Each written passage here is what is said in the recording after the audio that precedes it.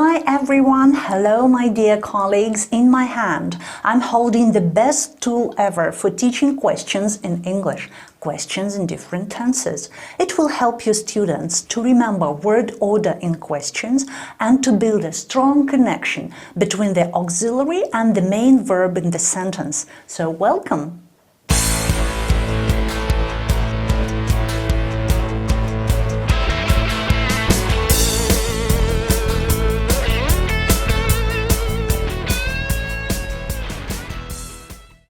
Hello once again and welcome to the channel SL Games and Teaching Tips. It's a channel for teachers of English who like using games in their classroom and who are looking for innovative ways of teaching English. If you are new here, don't forget to subscribe and switch on the notification bell to stay up to date with my future videos. You can also download my ebooks with games for all levels. Just check the link in the description box. So today we are looking at toy blocks as a method of teaching English. The benefits of toy blocks are obvious. First, toy blocks are perfect for kinesthetic learners. It's easier for them to stay focused on the task when it involves touching and arranging objects. Second, toy blocks stimulate creative, divergent problem solving. Kids put blocks together in a variety of ways, so block play is a divergent play, and it prepares kids to think creatively. Number 3. Playing toy blocks helps kids improve their social skills. They work in groups, so they have to learn how to join their efforts to get the best result. In the next part of the video, you will learn how to make your set of language toy blocks and how to use it in 2 different modes, for quiet students and for hyperactive ones. This is how my set looks like. As you see, there are 12 blocks. That's enough for a group of 12 students, but I teach large groups, so I made 2 sets for a group of 24 students. In the box, there are 3 chains of blocks for 3 teams, 4 blocks for 1 team, team 1, team 2, team 3. In every chain, there are 4 blocks for the 4 main parts in a question.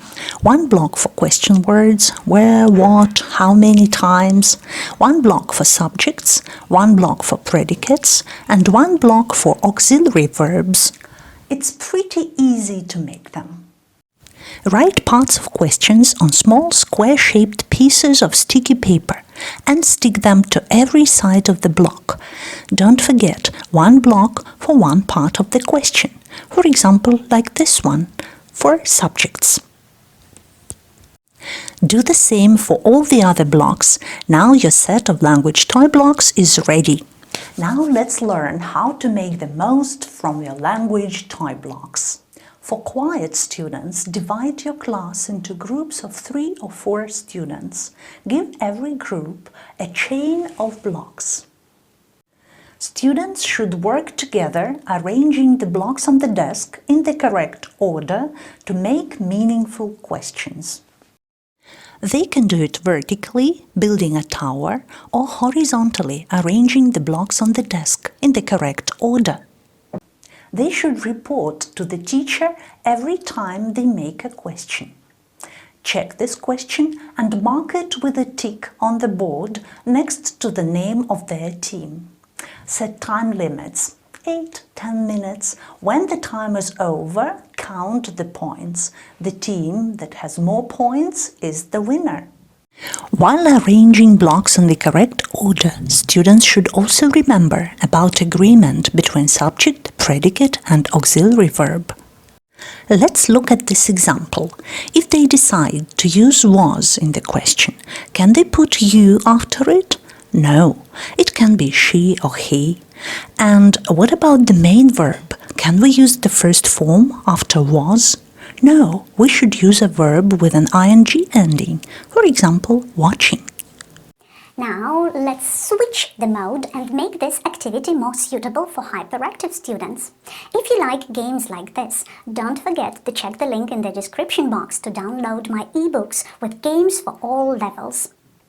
For hyperactive kids, change the rules. Instead of sitting at desks, they will move around the classroom. To begin with, give one block to every student.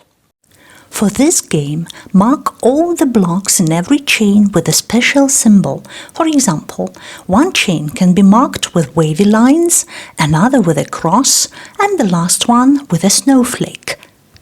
Explain that their task is move around the classroom. Look for the other members of their team. Their blocks will be marked with the same symbol. And second, to line up with blocks in their hands in the correct order to make meaningful questions.